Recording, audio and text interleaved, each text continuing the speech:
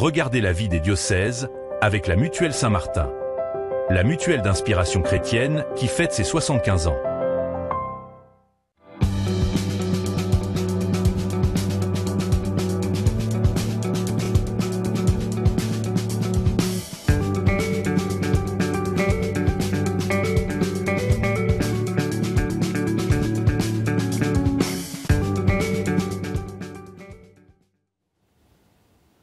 Bonjour à toutes et à tous, bienvenue sur KTO Télévision et KTO Radio pour la vie des diocèses où nous partons chaque semaine à la découverte d'un territoire, d'un diocèse et de son évêque.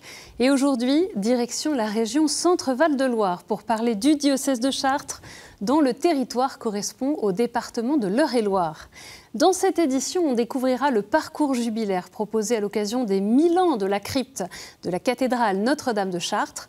Et on entendra Angélique Dupont, déléguée diocésaine à la pastorale des jeunes, nous parler de la formation Protégeons l'enfance à destination de ceux qui encadrent des mineurs. L'Eure-et-Loire occupe un emplacement stratégique dans une région en transition. Le département peut s'appuyer sur une agriculture et un secteur agroalimentaire dynamique, mais aussi sur des filières industrielles en pleine transformation, notamment au sein de ce qu'on appelle la Cosmétique Valley. C'est aussi un diocèse au cœur de plusieurs jubilés, car au jubilé de l'Espérance pour toute l'Église s'ajoute donc celui du millénaire de la crypte de la célèbre cathédrale. Et pour parler du diocèse de Chartres, je reçois son évêque, Monseigneur Philippe Christori. Bonjour Monseigneur. Bonjour. Ravi de vous accueillir sur le plateau de la vie des diocèses. Je viens de présenter l'Eure-et-Loire en quelques mots. Comment est-ce que vous pourriez, en tant qu'évêque, nous donner à voir ce diocèse de Chartres ? Eh bien, à cette époque-ci, c'est un diocèse qui est très très vert. C'est un diocèse de campagne, là, le Perche, la Beauce. Beaucoup de monde du monde agricole, paysan, une terre à la fois riche, mais en même temps qui, comme beaucoup dans ce monde agricole, porte des responsabilités, des difficultés conséquentes. Donc j'essaie d'aller à leur rencontre en tout cas. Au début de cette émission, quelques dates pour mieux connaître votre parcours. Monseigneur Philippe Christori, vous êtes donc évêque du diocèse de Chartres depuis 2018, né en 1958 à Tourcoing dans le Nord. Vous avez été membre de la communauté de l'Emmanuel, ordonné prêtre en 1992 pour le diocèse de Paris, et notamment, parce qu'il y a beaucoup de missions évidemment, curé de paroisse à Paris et dans le diocèse de Fréjus-Toulon. C'est juste quelques bribes de votre parcours. Vous avez pris comme devise épiscopale un verset de l'évangile de Jean au chapitre 10. « Moi, je suis venu pour qu'ils aient la vie et qu'ils l'aient en abondance ». Je voudrais commencer par une première question toute simple. Comment allez-vous, Monseigneur Christori, après 7 ans, un peu plus de 7 ans comme évêque de Chartres ? Comment je vais ? Eh bien, mon corps me dit peu de choses, donc c'est qu'il ne va pas trop mal, je pense. J'ai des médecins qui s'occupent de moi. Je ne suis pas très reposé, pour être très franc avec vous. Mais je vais bien parce que j'ai des gens merveilleux qui m'entourent. J'ai toujours dit, et je le dis souvent, l'équipe fait le projet. J'ai une très belle équipe de prêtres, vraiment qui me réjouit. On travaille proche, j'espère que c'est leur ressenti aussi. J'ai une très belle équipe de laïcs autour de moi, dont beaucoup de femmes en responsabilité, avec qui on s'entend bien, donc des laïcs en mission ecclésiale, des délégués épiscopales, ce sont des femmes en général, ainsi que l'équipe aussi des établissements catholiques scolaires. Donc ça me réjouit. Moi, ce qui fait ma ressource intérieure, c'est la rencontre et de travailler avec d'autres. Donc je suis plutôt en bonne forme pour ça. Un des aspects de la mission de l'évêque, c'est bien sûr de prêcher, d'annoncer la bonne nouvelle, mais aussi de gouverner. Est-ce que votre façon de gouverner a évolué dans le sillage de ce qu'on appelle la synodalité, cette église plus synodale ? Il faudrait le demander aux gens qui m'entourent, parce que c'est eux qui verraient si j'ai évolué ou pas. Personnellement, j'ai toujours souhaité que l'on me dise les choses. Dans mes conseils, aussi bien avant, je leur disais, si c'est pour me dire quelque chose qui va me rassurer, ça ne m'intéresse pas. Par contre, si vous avez des idées, des projets, allez-y. Donc, mon conseil épiscopal, où on est de différents états de vie, 3 femmes, un diacre, un prêtre vicaire général, un prêtre plus âgé, un homme laïque aussi en plus. Je souhaite qu'ils me disent des choses, qu'ils me secouent un peu s'il le faut. Je m'appuie beaucoup sur des collaborateurs comme le chancelier, qui est avocat, qui m'aide beaucoup par ses conseils. souvent, je crois que je demande beaucoup conseil. C'est ma façon de manager ce diocèse. Après, j'aime aussi que les gens osent, quoi. Et je leur dis souvent, mais allez-y, créez, osez. Et souvent, on me répond, je ne me sens pas légitime, Monseigneur. Et je leur dis, mais il y a une différence entre légitimité et aptitude. Je leur dis, vous êtes légitime par le baptême, vous êtes prêtre, prophète et roi. Prêtre pour rendre un culte à Dieu, prophète pour annoncer le royaume et roi pour servir. Vous êtes légitime. Après ça, que vous me disiez, je ne me sens pas apte, je peux l'entendre. Et du coup, les formations, et du coup, accompagner. Mais aussi faire confiance à tous ces talents. Il y a des talents magnifiques chez les uns et les autres. Il faut qu'ils émergent. Je le disais en introduction, pour célébrer les 1000 ans de la plus longue crypte de France, vous avez décidé, Monseigneur Philippe Christori, avec le recteur de la cathédrale de Chartres, de l'ouverture d'une année jubilaire du 8 septembre 2024, jour de la Nativité de la Vierge Marie, au 15 août 2025, la fête de l'Assomption. L'occasion pour les pèlerins de cheminer sur un parcours jubilaire créé au sein même de la crypte. Un reportage d'Arnaud Paillard. Elle est visitée par plus d'1 million de touristes tous les ans. Mais ce n'est pas pour admirer son statuaire et ses vitraux que les pèlerins se prestent aujourd'hui à la cathédrale Notre-Dame de Chartres. C'est plutôt pour honorer l'année jubilaire décrétée par Monseigneur Christori à l'occasion des 1000 ans de la crypte située sous la cathédrale. Pour les accueillir, les bénévoles d'Eure-et-Loir se mobilisent. Claire Tiercelin fait partie de cette équipe dédiée à l'accueil. Au cours de l'année jubilaire, les pèlerins qui viennent de paroisses ou de différents groupes sont accueillis sur la place de la cathédrale dans une petite maison qu'on appelle accueil jubilaire et ensuite ils sont pris en charge par des bénévoles qui les conduisent dans la crypte. C'est un parcours spirituel, ce n'est pas une visite de la crypte. Aujourd'hui, c'est Aïda qui accueille les groupes de pèlerins. Il y a un groupe qui part à 15h. Donc là, vous avez un peu de temps, il faut venir 10 minutes avant. J'accueille les pèlerins qui viennent pour former un groupe avec un accompagnateur ou une accompagnatrice et des gens de la sécurité pour les accompagner pendant durant une heure, pour faire la visite de la crypte, parler un tout petit peu d'histoire, mais c'est surtout de tout ce qui est spirituel. 5000 personnes ont déjà réalisé ce pèlerinage depuis le mois de septembre. Venus de toute la France, les pèlerins sont là pour renouveler leur foi. Aujourd'hui, 200 personnes sont rassemblées pour un pèlerinage Afrique-Antilles. Dorca Goncalves, qui en est à l'origine, nous explique la démarche. C'est la deuxième année que nous faisons ce pèlerinage. Et là, actuellement, nous sommes là dans l'année jubilaire où nous nous sommes dit qu'on va aussi faire ce parcours jubilaire pendant ce pèlerinage Afrique-Antilles. Est-ce que vous êtes prêts ? Oui. Alors on va pouvoir entrer. En entrant dans la crypte, le pèlerin doit cheminer de l'ombre vers la lumière afin de faire grandir sa foi. Le parcours jubilaire a été créé par l'abbé Emmanuel Blondeau, recteur de la cathédrale. Il est également à l'origine de l'embellissement de la crypte, dont la chapelle du Saint-Esprit a été pourvue d'un nouveau vitrail. Nous avons créé ce parcours jubilaire, ce parcours à travers la crypte, en utilisant ce lieu qui a été pensé pour ça, comme un lieu de déambulation, un lieu de dévotion, permettant aux hommes et aux femmes qui viennent ici, aux visiteurs, de se laisser visiter par le Seigneur. Chaque chapelle est dédiée à un saint, une sainte. Un saint, une sainte. C'est une personne qui a entendu l'appel du Seigneur et qui, de tout leur cœur, y ont répondu. Après avoir renouvelé leur baptême, les pèlerins terminent leur parcours par une grande messe sous la nef de la cathédrale. Une expérience qui transforme les cœurs avec la joie d'avoir reçu l'indulgence plénière.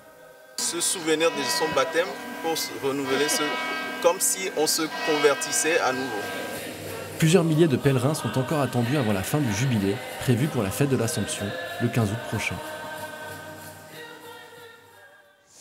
C'est donc un jubilé au cœur de l'année jubilaire. Pourquoi avoir voulu proposer une démarche jubilaire supplémentaire à l'occasion du millénaire de la crypte ? On l'a pensé depuis longtemps avec le père Blondeau, et il était très très moteur. Avec aussi un nombre très conséquent de bénévoles qui ont pensé, on a fait des commissions pour élaborer les supports, pour décrire ce parcours. Il y a un très beau livret, des images très belles aussi, avec une prière qu'on a rédigée ensemble. Un travail très communautaire, ce qui fait qu'aujourd'hui les bénévoles eux-mêmes participent activement, beaucoup guident spirituellement. C'est vraiment une méditation qu'on fait faire aux gens, et moi je l'ai même fait faire avec le père Blondeau à nos responsables politiques, le maire, le préfet, etc. Ils ont été assez touchés en fait, alors que pas que des chrétiens. On voit que des enfants, des gens âgés, des gens chrétiens, enfin tout le monde est touché, et surtout on réalise que notre cathédrale a vraiment la vocation d'être d'abord un lieu où l'on prie où l'on introduit par Marie au Christ, alors que la tentation pour beaucoup de gens extérieurs, c'est d'en faire un lieu culturel, touristique. Ça n'est pas ça. Et je pense que le pèlerinage qu'on vit actuellement va nous inspirer pour un projet qui va durer dans le temps. On voudrait que ça dure après, qu'on capitalise sur la belle création, le beau mouvement de conversion spirituelle à travers ce projet. C'est la plus longue crypte de France, si je ne me trompe, 250 mètres. Je crois que oui. Comment justement, comme vous le disiez, comment coordonner par la suite une proposition entre l'église haute et l'église basse? En fait, c'est très naturel parce que quand on passe par l'église basse, on finit par aboutir au baptistère, donc la foi qui est proclamée. On remonte dans la lumière et là on passe à l'église haute et on va jusqu'au voile de Marie. Car on ne le dit pas dans le reportage, mais le voile de Marie, c'est vraiment la relique insigne qui, depuis l'an 876, donc l'an prochain, on aura un anniversaire de l'arrivée de la relique. D'autres occasions de faire la fête. On va encore faire la fête avec la relique, qui est quand même un signe incroyable, quoi. Relique de la Vierge Marie. Un mot peut-être sur le catéchuménat, parce que comme pour toute la France, beaucoup de baptisés à Pâques, il y a eu une centaine, et puis il y aura aussi tous ceux qui vont recevoir le sacrement de la confirmation à la Pentecôte. Quels sont les projets pour accompagner ces catéchumènes, les néophytes, ceux qui reçoivent le sacrement de confirmation? Je crois que les paroisses, elles s'adaptent, parce que des paroisses qui avaient 1, 2 catéchumènes, on en a ce coup 10 ou 15. Moi, j'ai fait 21 baptêmes à Pâques, que j'ai fait à la visite de Pâques, donc c'est incroyable. Maintenant, on a créé une équipe, depuis 3 ans, une équipe catéchuménale diocésaine, qui soutient à la fois des propositions diocésaines pour les catéchumènes et aussi pour ceux qui accompagnent, parce qu'il faut les former souvent, et qui vient suppléer parfois à ceux qui ont moins de moyens pour suivre leur catéchumène.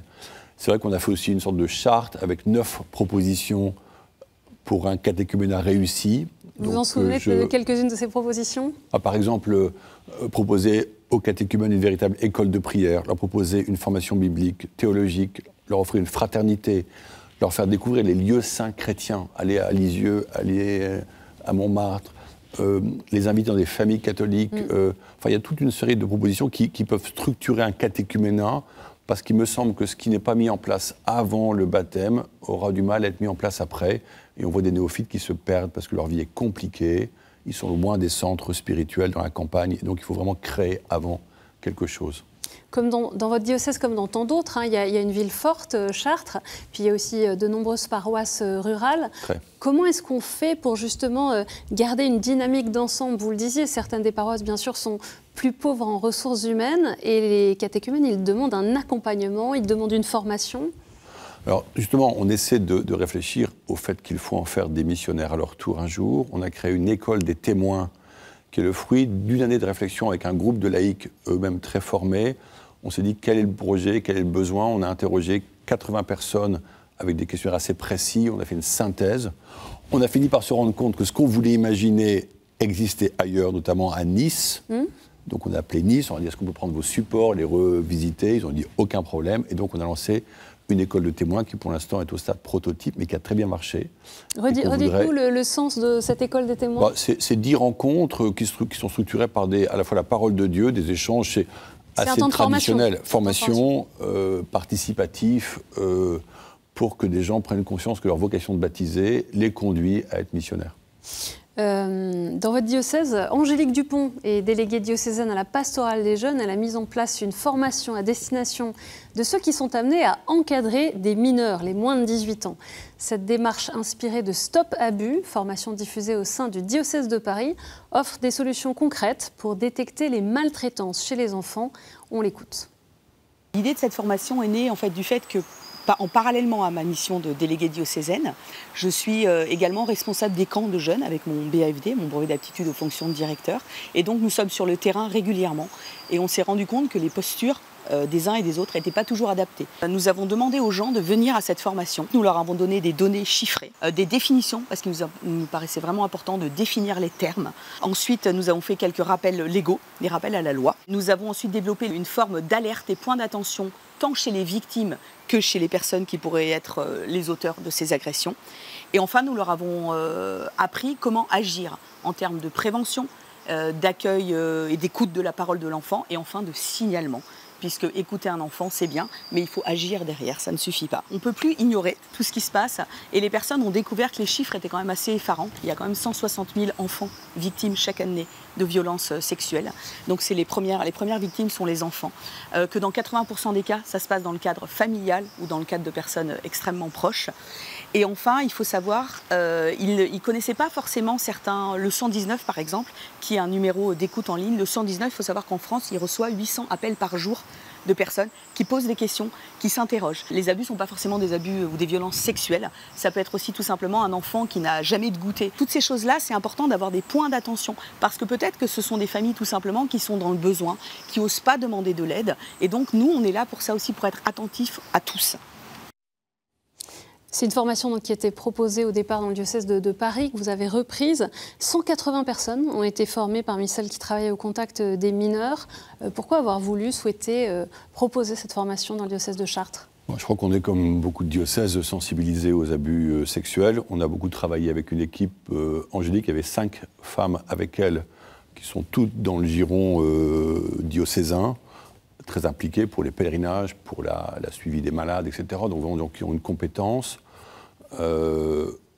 J'étais surpris de moi que ça a été très bien reçu par les gens qui venaient, des prêtres, des diacres, des laïcs en mission ecclésiale, mais aussi des catéchistes, et que la formation que je suis aussi une journée entière avec eux a été très bien reçue, mais aussi beaucoup d'étonnement, comme elle le dit. C'est-à-dire que beaucoup de gens ouvrent un peu des grands yeux aujourd'hui. Encore aujourd'hui ? Oui, parce qu'on ne connaît pas les chiffres, on ne sait pas tout ce qui se passe, et puis on a fait 12 situations que eux avaient rencontrées dans les années précédentes, qu'on a mis sur les tables, pour que par équipe, ils se disent, on ferait quoi nous Et bien on s'est rendu compte qu'on n'est pas toujours ajusté à ce qu'il faudrait faire pour la prévention vraiment efficace, quoi. Et donc, et d'autres gens vont le faire, on va le refaire, on va pas s'arrêter là. C'est-à-dire que des nouveaux acteurs viennent nous rejoindre, donc il faut continuer. Et je pense que les parents aussi doivent savoir que ça se fait, parce que ça leur assure aussi que donner un enfant pour un camp, le conduire à une activité de jeunesse, c'est aussi sérieux chez nous et qu'ils peuvent avoir confiance. C'est non seulement proposer, assurer que ceux qui encadrent les mineurs ont été formés, mais c'est également être capable de réagir, puisque malheureusement les violences et la maltraitance sont extrêmement répandues dans le quotidien des enfants, des familles. Oui, et puis nous on peut repérer un enfant qui n'est pas bien. Et pourquoi est-ce qu'il n'est pas bien Moi j'ai des courriers de confirmants où ils m'ont parlé de drames assez conséquents qui parfois ont conduit à contacter le procureur. Parce qu'ils voulaient parler à quelqu'un, en fait, ces enfants. Angélique Dupont est donc déléguée diocésaine à la pastorale des jeunes. C'est l'occasion aussi de parler de toutes les propositions qui existent pour les enfants et pour les adolescents. On peut peut-être évoquer toutes les propositions. Il y a des week-ends diocésains et vous disiez l'importance d'avoir de temps en temps ces temps forts pour que les jeunes puissent avoir cette expérience ecclésiale plus large. Oui, alors moi d'abord, il y a beaucoup de jeunes qui partent à Montligeon, qui n'est pas trop loin de chez nous, accueillis très gentiment par les pères de Saint-Martin pour des week-ends de confirmation, par exemple. On a les écoles de prière qui sont notamment l'été, qui marchent très bien, et c'est dans la maison qu'on voit en photo sur le reportage. Des patronages qui ont démarré en plusieurs lieux, qui ne sont pas très gros, mais qui tournent bien. L'idée, c'est de former des gens, c'est-à-dire qu'il nous faut des cadres. Bon, puis le scoutisme marche très bien aussi, hein. Très bien. Et puis la transmission, enfin, on le voit notamment dans les écoles de prière, les jeunes qui transmettent aux plus jeunes. Ah bah c'est vrai qu'aujourd'hui, l'école de prière qui a 10 ans est animée par des enfants qui ont été d'abord enfants et qui sont remarquables, et que Angélique particulièrement veille à former vers des BAFA, et maintenant on veut faire des BAFD pour avoir de l'encadrement, notamment la direction de ces camps. Notamment des camps d'été. On a aussi une maison à Saint-Briac, enfin des camps bateaux, des camps voiles là-bas, voilà, mais il faut de l'encadrement, c'est la clé. Du côté des paroisses, vous avez mis en place des conseils missionnaires paroissiaux dans le diocèse de Chartres, en Eure-et-Loire. En quoi est-ce que c'est une nouveauté ? C'est-à-dire qu'avant, il y avait des équipes pastorales paroissiales, EPP, non pas des EAP comme c'est souvent le cas. Ouais, mais si chaque diocèse a sa terminologie... Chacun, ouais, mais il n'y a que nous qui avons la Beauce et le Perche, c'est normal, hein, qu'on soit original. Moi, j'ai voulu, surtout cette dimension missionnaire, en insistant sur une équipe qui se retrouve souvent, un peu dans l'esprit du synode, qui prie ensemble, qui est fraternelle, et ensuite qui part des personnes. C'est-à-dire que je veux pas. J'ai été curé 20 ans, donc j'ai un peu de bouteille quand même. Mais je me dis, si on est là pour réfléchir au choix de la pizza ou du couscous pour la fête paroissiale, c'est pas le lieu, quoi. Le lieu, là, c'est pour dire, j'ai rencontré Kevin qui demande le baptême, alors on va réfléchir à Kevin. Qui va s'occuper de Kevin? Qui va lui proposer ces différentes composantes du catéchuménat? Qui va l'accompagner jusqu'au baptême? Ou bien j'ai rencontré une famille. Un vrai lieu de discernement, d'écoute. Voilà, il faut partir des gens qui sont tous différents, tous un peu chargés dans leur planning, et répondre à leurs besoins, leur trouver une place, les insérer. Et donc, si on fait ça, je pense qu'on avancera. Et ça marche? Oui, il y en a qui me disent que ça bouge. Alors d'autres peut-être un peu moins, mais il y en a qui me disent que ça bouge, oui. Monseigneur Philippe Christori, on va passer maintenant aux questions de terrain.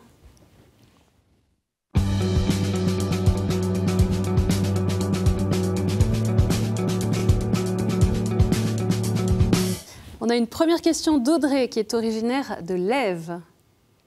Bonjour Monseigneur, qu'est-ce que vous pensez du pontificat du pape François? Alors, merci Audrey, mais je suis surpris parce qu'on aurait de dire le pape Léon maintenant.